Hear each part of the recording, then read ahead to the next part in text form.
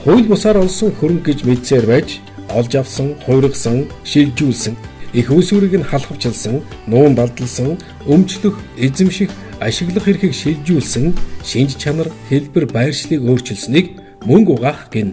Харин террорист байгууллага, террорист хүн эсвэл террорист үйл ажиллагаанд зарцуулагдахыг мэдсээр байж шууд бусаар эд хөрөнгө хуримтлуулсан, шилжүүлсэн, зарцуулсныг терроризмыг санхүүжүүлэх гэдэг.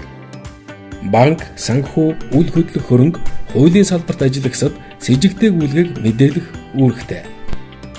Ялангуяа ийм гүйлгээнүүдэд тусгаалan хяналт тавих үүрэгтэй.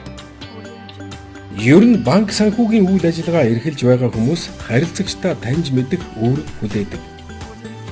Интернет, гар утсаар хийгдэж байгаа гүйлгээнд онцгой анхаарч, эрсдлээс урьдчилан сэргийлэх арга хэмжээг та авах ёстой. Харилцагчаа таньж мэдхийн тулд та аль болох дэлгэрэнгүй тодорхой мэдээллийг гаргуулж авах нь чухал. Хэрэв танд с жиг төрвөл санхүүгийн мэдээллийн албанд 24 цагийн дотор мэдээлэх ёстой. Таны мэдээллийн нууцыг чандлан хадгална.